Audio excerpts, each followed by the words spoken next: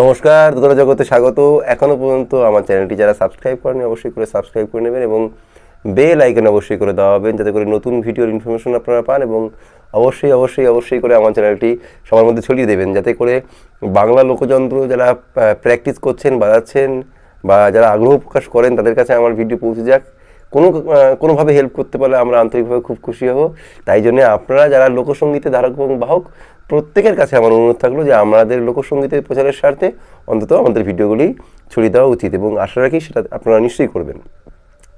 আজকের পর্বে ইউকেলিলি বা ইউকেলেলে যেটাই বলুন না কেন, তাতে দোতরা স্টাইলে আমি একটা পর্ব নিয়ে এসেছি। সেখানে হচ্ছে যে আমরা কি করে সরগমগুলো বাজাবো সেটা তালের সঙ্গে। আচ্ছা, এখন সরগমগুলো বাজানোর তো বাজাবোই তালের সঙ্গে। এখানে কিছু বলার আছে, যারা আমার কাছে বা আমার টিউটোরিয়াল দেখে যারা শিখছেন তারা তো আমাকে নিশ্চয়ই বিশ্বাস করেন, তাই দেখছেন বা শুনছেন। তো সেখান থেকে আমারও কিছু দায়িত্ব বর্তায় কিছু জিনিস বুঝিয়ে বলার। তো সেইগুলো শুনলে কী হবে, পরবর্তীকালে আপনারা কিছুটা এই বিষয়ে পরে অন্যান্য ভিডিওগুলো জাজ করতে পারবেন, বা অন্যান্য মানুষ যখন বলবেন ভিডিওর বাইরে এমনিতেই মুখে বলবেন, তখন সেগুলো আপনি খানিকটা বোধগম্য হবে। মানে ভালো মন্দ, উঁচু নিচু, এগুলো কোনটা ঠিক ভুল এগুলো জাজ করার জায়গা থাকবে। তাই জন্য এগুলো বোঝা দরকার।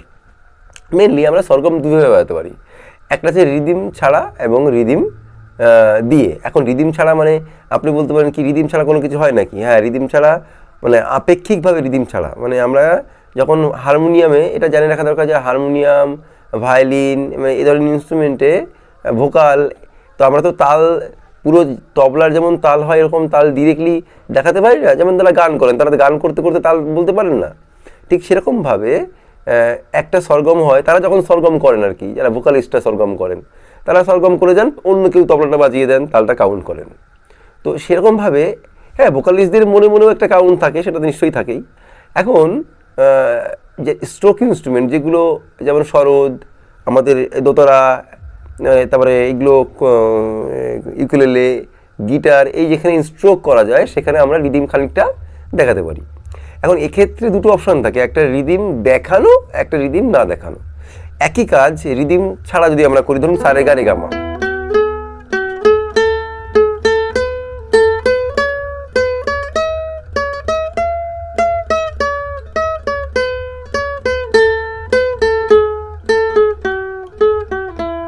এটা গেল রিদিম ছাড়া বলছি, মানে রিদিমটা পরোক্ষভাবে ভেতরে রয়েছে, শুধুমাত্র নোটকে আমরা বাহ্যিকভাবে দেখাচ্ছি। এবার একেই আমরা রিদিম যদি যোগ করে দিই,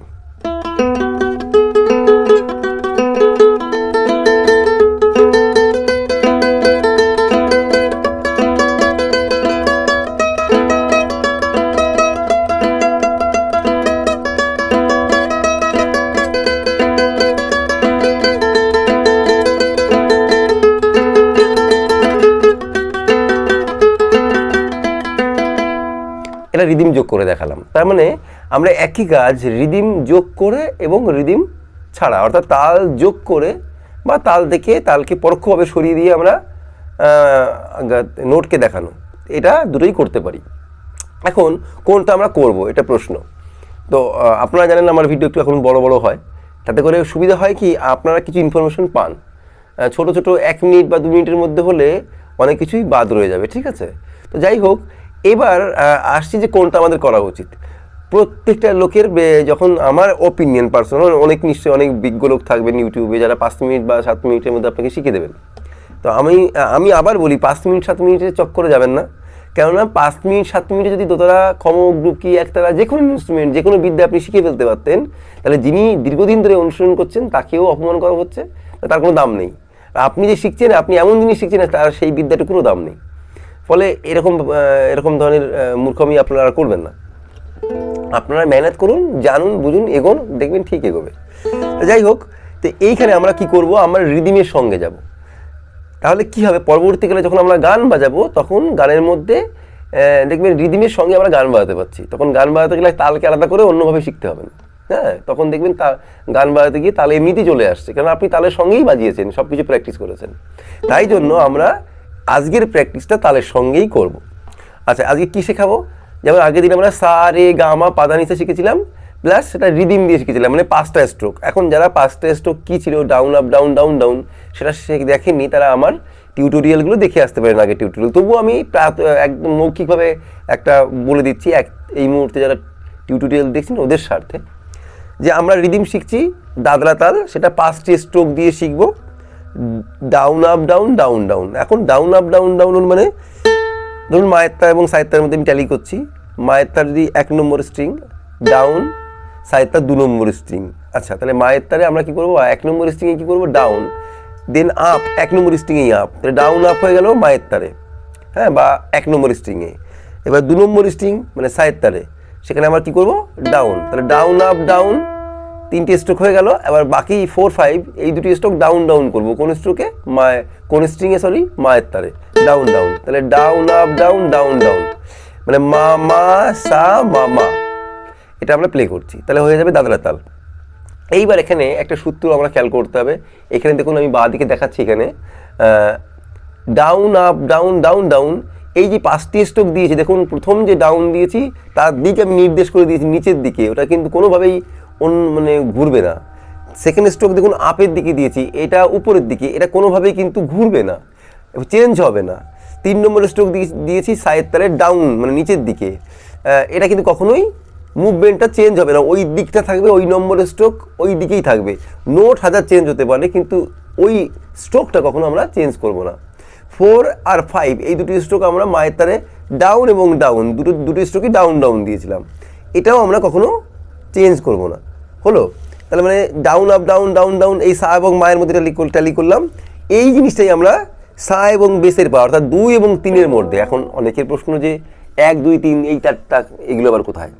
1 নম্বর হচ্ছে মা একদম সবার নিচে, 2 নম্বর সা, 2 নম্বর হচ্ছে তার উপরের তারটা, 3 নম্বর হচ্ছে বেসের পা, তার উপরের তারটা।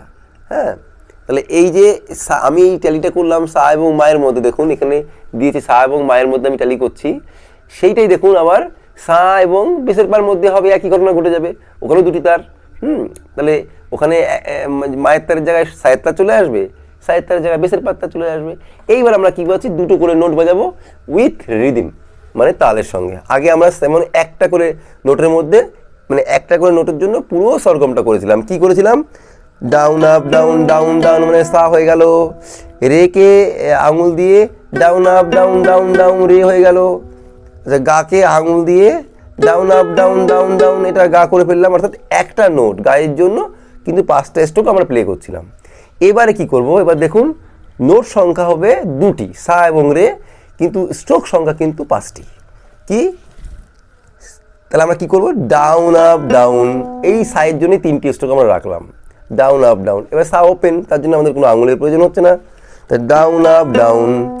রেকে দেখুন আমরা কি করছি, রেকে রের নিচে জাস্ট রেকে ধরে ওই 4 5টা রের উপরে ফেলে দিচ্ছি, রেকে ধরলাম 4 5।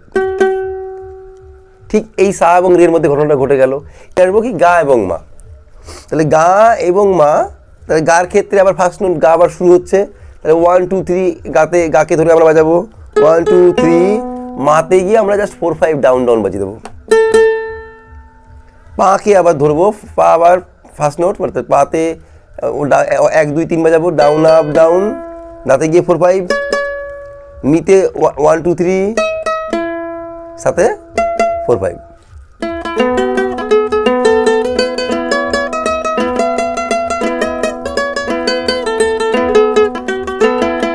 একদম, এইটা হচ্ছে আমরা বাজালাম হচ্ছে রিদিমের সঙ্গে। যদি রিদিম ছাড়া বাজাই তাহলে কিরকম হবে,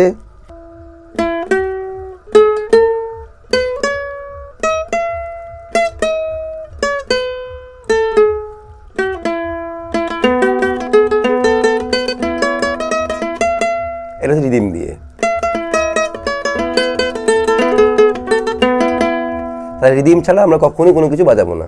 তো আমি চাইবো যারা আমার টিউটোরিয়াল ফলো করছেন, কোনো সমস্যা হলে আমাকে নিয়মিত কন্ট্যাক্ট করুন।